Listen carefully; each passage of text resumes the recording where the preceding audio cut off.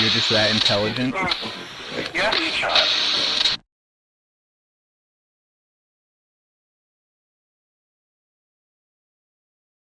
Hello, and welcome to Cryptic Web Chronicles.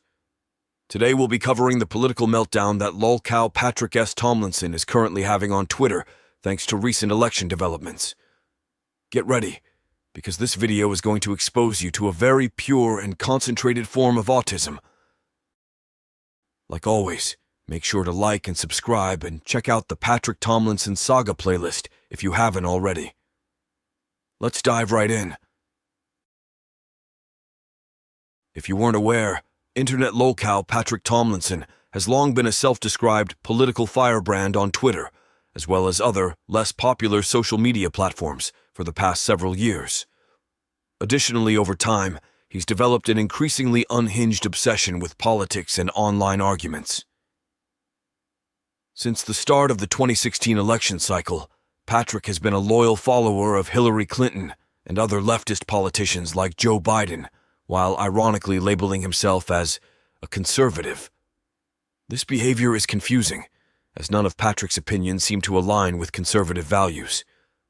Others have pointed out that for some reason, Patrick refuses to admit he's a Democrat, even though he appears to fall far left on the political spectrum. To my knowledge, he's never shown support for any conservative candidates or policies. If you remember, Patrick also has previously claimed that it is normal for straight men to suck dick, and he has claimed ass play and getting penetrated anally by another man is heterosexual behavior. So obviously, it sounds like Patrick is a little confused. And just remember, he is totally a straight conservative male married to his cis wife, so don't forget it. Patrick has been obsessed with hating Donald Trump for over 8 years, and tweets about Trump on a daily basis. He used to be a notorious Trump reply guy on Twitter, seeking attention and followers with his bizarre, sassy, and homosexual-sounding clapbacks. Patrick's smug and condescending behavior is well known online, particularly his habit of using the word child to demean and belittle others. He is also infamous for his violent rhetoric towards conservatives, making numerous threatening posts about Trump and the GOP being fascists. Patrick believes that supporting Trump and any of his policies is an unforgivable sin. He perceives anyone with opposing views as a fascist extremist deserving of execution, which is quite ironic, given that his own views are clearly pretty extreme. Following the election of Donald Trump in 2016, Patrick would turn into a hysterical election denier and shared and posted countless tweets about how Hillary Clinton was the true president. Ironically, Tomlinson claimed the 2016 election was stolen, much like Trump and many of his more fanatical supporters would later claim about the 2020 election. This sort of hypocrisy seems to be a recurring thing you'll experience when studying Patrick. In 2018, Tomlinson would write, "Let's reflect on the fact Hillary Clinton won the election and is the rightful president. Let's reflect on the fact Russia installed Trump through an act of war. And let's reflect on the fact that Trump has never taken any actions to defend our nation against them." As you can see, Rick is clearly a conspiracy theorist who denies basic facts because he is unable to accept reality. Tomlinson also coped with Hillary Clinton losing the election by directing his anger towards random people on Twitter. In fact, he has written over 200,000 tweets, and typically posts over 100 a day raging about Trump or the GOP or his so-called stalkers, and how they're all working together with Russia and Darth Vader to destroy democracy and take over the world. Trump's plan for winning election is to kill as many Democrats as possible, as fast as possible. Democrats' plan for winning election is to give everyone, even Trump voters, health care. That there's even one person still supporting Trump is an indictment of our society. Polls said Clinton would win by 2 to 3%. She won by 2.1%. Sorry, kiddo, but you're wrong on all counts. Fuck off. Your age doesn't matter, child. Hush now. Adults are talking. In my opinion, Patrick's antics surrounding the 2016 and 2020 elections showcase just how stupid, immature, and violently extreme he really is. When his candidate lost the election in 2016, he began crying about election fraud and, in a delusional state, claimed Hillary Clinton was the real president. When some of Trump's fanatical supporters did the same thing in 2020, Patrick basically wanted Trump and all of his supporters put to death.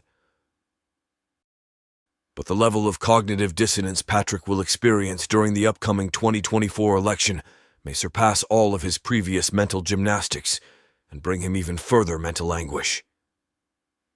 In the run-up to the 2024 election, much of the discourse surrounded Joe Biden's mental decline and the Democratic Party's possible need for a new, younger candidate.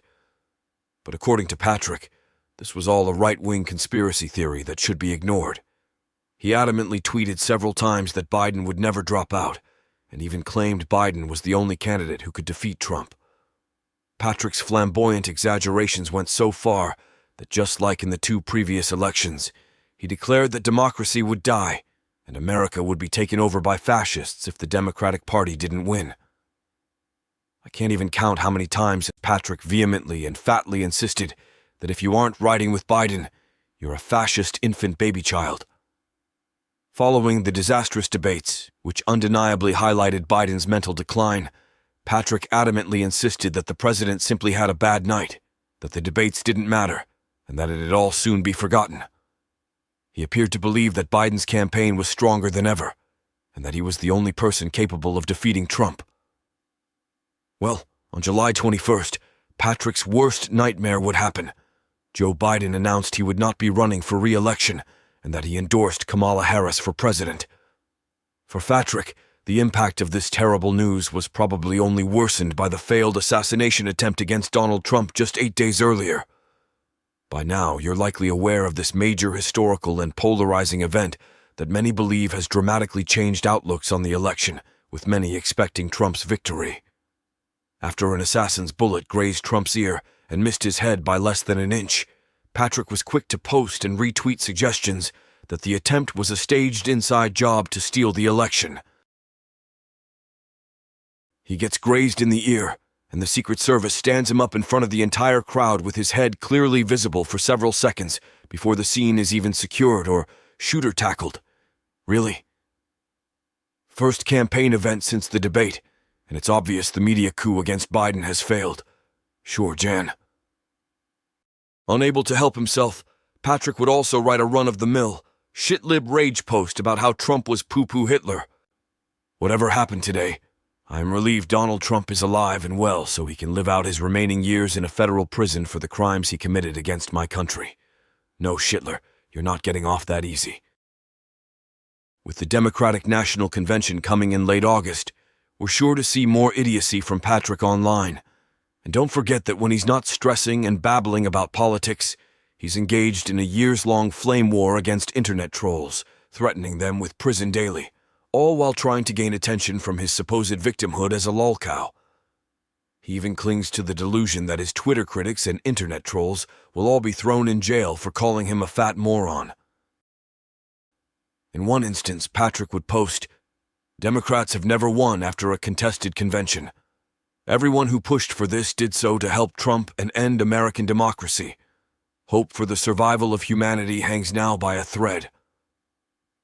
Kyle Tomlinson, a Twitter account parodying Patrick's varsity athlete little brother Kyle, would quote this tweet, writing, "Rick, if you believe that, you would redouble, start, your efforts to be in your daughter's life. Put up or shut up, pig." Patrick would fatly reply to the troll post, like he does countless times a day. "This is why your life is already over, stalker. Enjoy prison." Patrick, as I've covered previously, is not part of his daughter's life because in 2011, he threatened to kill her and his wife, leading to his divorce and loss of custody soon after. Many believe he has never even met his daughter. Twitter trolls use this fact to mock and provoke him, questioning his character. In response, Patrick threatens to send these trolls to prison. I shouldn't have to remind you that Patrick is currently suing the Milwaukee Police Department over a series of swatting incidents I've covered previously. He's suing law enforcement while also believing that they'll go out of their way to track down and arrest Twitter trolls for calling him a fat deadbeat dad. How stupid of him. Another pathetic tactic Patrick has recently resorted to is begging a leftist political action committee to feature one of his tweets on a billboard. Apparently, this pack is known for placing anti-Trump slogans and tweets on billboards around the country. Patrick's pleading, however, had been unsuccessful so far, and people behind the PC have clearly expressed they are not interested in Patrick's posts. Makes a nice billboard. What say you, at True Facts Stated? Sorry, 7 words is maximum. Project 2025, 900 PGs to say 14 words? Sorry, that message is a little nonsensical. Following the announcement that Biden would drop out of the race and Kamala would be running, Patrick once again desperately begged for a moment in the spotlight. However, like a fat idiot, he apparently forgot about the 7-word limit. Fuck it. Steal their law and order mantra. It takes a cop to beat a criminal. Harris 2024 at True Facts Stated. Kelly Lee Williams, a failed comedian who was accused of rape and sexual misconduct by several women in the Anchorage, Alaska comedy scene, would reply to the tweet, writing, "Dude, that's why you make the big bucks and drive the hog. Hashtag, vote for the cop over the criminal." As we've already seen, Pat is heavily coping with the fact Biden will not be running against Trump, and we can only expect things to get worse from here. From reading his tweets, you'd think the stress from this upcoming election could actually kill Patrick. This is our only chance of survival as a country, maybe as a species.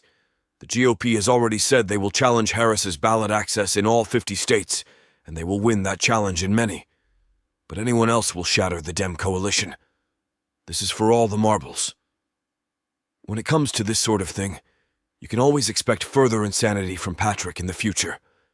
His deranged rhetoric is likely to escalate as the election approaches, and I fully expect him to begin suggesting violence if and when Trump is elected president. He will grow hysterical, he will rage and fart on Twitter, and it may even have a drunken meltdown on election night as he watches his TV with tears streaming down his face while Trump is announced as the president. So stay tuned, because as far as this fat pig story goes, there's more to come. But that's all for tonight, so thanks for watching. Keep an eye out for our upcoming video covering Patrick's worst tweets of all time. This has been Cryptic Web Chronicles. Good night.